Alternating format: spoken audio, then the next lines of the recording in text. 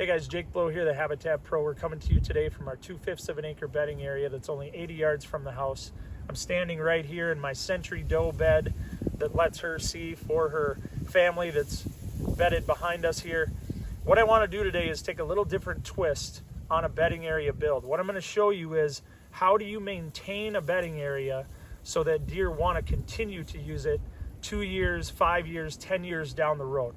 So if that's of any interest to you, if you want to see what 2/5 of an acre can do for you, stick with us here. We're going to start this tour right now on our home 40 here near Pelican Rapids, Minnesota. All right, so we are in here post detail work. You can see I dropped another wing of the box elder just to provide more screening right here. This is the entry grapevine licking branch. And here we go. I'm going to show you 1, 2, 3, 4. There are 4 distinct bedding nuggets. And what I mean by a bedding nugget is we got about a 2/5 of an acre bedding area here, but within any of those, you're going to have nooks and crannies where a couple animals can lay down and where they've all got kind of the same diversity of food. So if you don't have large properties, there's 2 of them right there.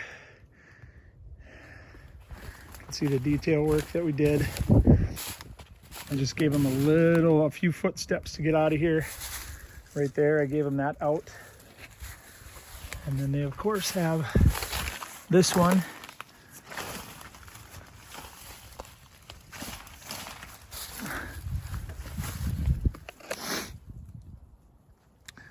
And then that will continue to get screened in. What I might do there is, I'm sick of hoping deer won't eat the stuff that I plant from cuttings.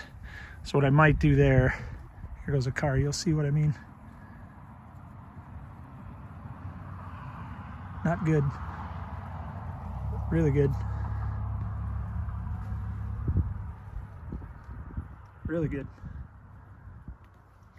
What I might do there is I might drag another big treetop from elsewhere on the property and let the canary grass come up through it. Let's keep moving here.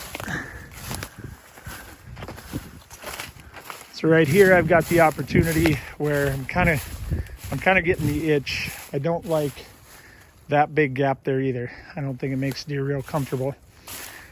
So what I might do, there's those wonderful beds underneath these couple of green ash. Fantastic tree to get going on your property if you don't have it, guys. So I have a wing of that box elder there that I can drop into that gap. And although that ash is leaning a little bit towards the field, huge canopy, I could try to get that one wedged and then finish it with the habitat hook into that gap. And then that would really provide some security here to this area. I think that would help this become more of a highly used one. Right now it's just a little bit open right here because there's no cover off the travel corridor. So that's kind of what I call nook number 1. And then right over here in the corner is a little tree fort. So that's one that they really love right there. And they've got 2 more right over there. And then this is the forced movement that we decided to open up for them. Thank you. I think it was Jim Ward that taught me about forced movement, where a deer will just say, this is where I need to go. And if you want them to use the area, you can figure out a way to provide them that. And then up in here, there's another one right there. And that's their out. Excuse me, right over there. All kinds of nooks and crannies here. And directions out. Kind of looks like a wagon wheel. It would be a, here's another truck. Let's see how that does. Real good. It would be a paintballer's dream to come in here and have a little paintball battle. Okay, so this is just a nice open area that they can use to socialize in. And then here's where we're gonna come out and go around another little nook. You can see we have one that goes around the front. That's just escape. in there. They can peace out, head across the road. This one, they've got another way to go running up through the gut. I am going to try these aspen whips. I'll show you where I got them from in a moment. We're early season here. Nothing's leafed out yet. The buds are pushing though, but I may just try those as cuttings. I don't think they're going to work great, but I cut them off for a reason up here. I'll show you why. Okay, there's another gap where they can flee through if they're getting chased. Okay, and then this is a big lesson. Right here, that huge red azure dogwood used to be way up in the sky. That's the only reason deer left it alone. What I did was I just hinged that box elder over some trash here and then took the whips of the dogwood down and tucked them in underneath it. So now it's a living food bush that's down in their face. Really good for cover, really good for food. Okay, and then there's a little carving right there where they can come up through the middle. And then this is the exterior trail. I want you guys to remember that little hole right there. We'll see that from the other side in just a moment.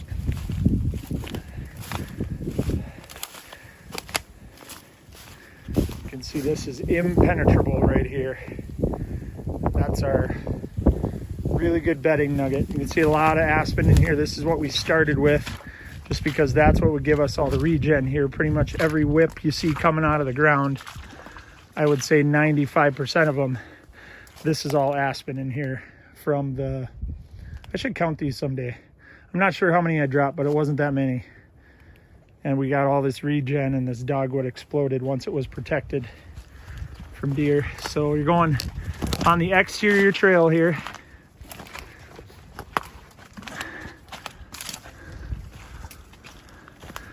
You can see how I'm trying to move you guys quickly through this just to respect your time. But can you imagine a buck having to mosey on through here?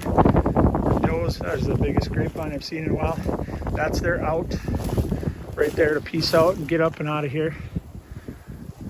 Head up across the road. We're gonna get another vehicle test here in just a moment.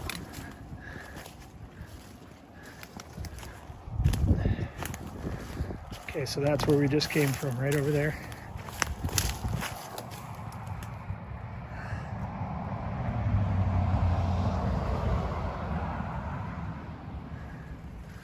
You'll see how much better that is over here. It's just awesome. All right, and now I'm getting close to where I'm going to show you what I did with those aspen whips, where I cut those off. Here's some more. Another car test. Fantastic. Let's look at that stem count. Okay, so we got 2 trails now where they can break out of here. Right there, that goes out and around. Patch of canary grass we'll see in just a minute. And that's the exit to go up and over to the other swamp and get past the house. So here's your bedding area lesson. And this is why it's important to go on properties where guys who've done a lot of habitat work, you're just gonna see their tricks to giving deer everything they need. So you see here, you might look at this and go, oh yeah, well you must have bent those over for deer to have what, overhead cover? No, that's not overhead cover. We got plenty of that with the other structure in here.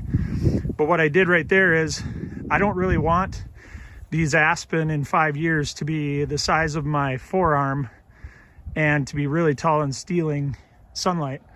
So I just bent them down, again, just like that dogwood over there, tucked them in under the ash, and now it's food in their face on an established root system.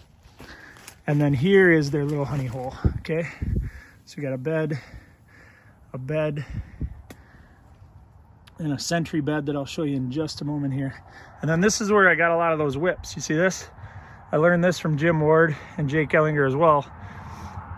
See, now what'll happen with these established root systems is these will bush out in here, or try to, and deer will just keep mowing them off because they can stand up right here in their bedroom and keep nipping at the tender little twigs. And then when I told you to remember that little hole in the canary grass out there, that's their out. So right here is an area that looks pretty trashy, but there's a lot of escape routes and a lot of food. Now, when I said sentry bedding, okay, that's what this is right here. What I mean by that is with a simple twist of their head, they can see both directions out, where animals that just follow the easiest path through the center, they'll be able to see them coming, and then they can peace out and go their merry way. So they would probably have that here, even though down in here the wind is going to swirl and really help them out in their bedding area. They love that. But we just don't want these guys back here to be able to be surprised by an animal hunting them. We have a lot of coyotes in the area. Thankfully, we don't have any wolves or cougars here, but half hour north of us they do. So when you do these areas, you do have to make sure that they can always use their eyes, ears, and noses. They will not sacrifice those. I don't care where you are. They're always conscious of predators. And then that over there brings us through the two center paths where we need to plant some more cuttings and kind of knock down the sight lines to get them through here. And this is that final lesson. Canary grass sometimes is your friend, but you've got to give it structure. So what I did was I took all the stuff that I trimmed off from up underneath that bed right behind it, and I stood it up so that it couldn't fall over. And now, since this is full sun, the canary grass will come up inside of that stuff and hang on, and it'll be a nice tan wall. So take a look at that video I did before. Use this one as your confidence builder. You don't always have to kill canary grass. In some areas it is good. You can see the goldenrod really took off here, and it's really good vertical structure, whereas where there's just canary grass, it is nappy, laying down flat. But where we have structure, boy, does it stand up. Stands up really well where it has structure. It can help you, but you got to get tree canopies down in it. There's deer height right there. So the detail work is just as important as the chainsaw work, guys. This time of year, it's really important to just get out, get into your timber, put some buds on the ground, especially with this winter that won't let go here in northern Minnesota and the Dakotas. But then you got to get in and you got to do your detail work so that they want to use the area. And now they have nooks and crannies all over in here, a lot of diversity of food. And we've got our prime bedding area almost next to the house. So we're maximizing the acreage on this little 40. Small properties, you got to do it anywhere you can. This is Jake Bull, the Habitat Pro. We are in northern Minnesota. Get out and enjoy creation, guys. God bless.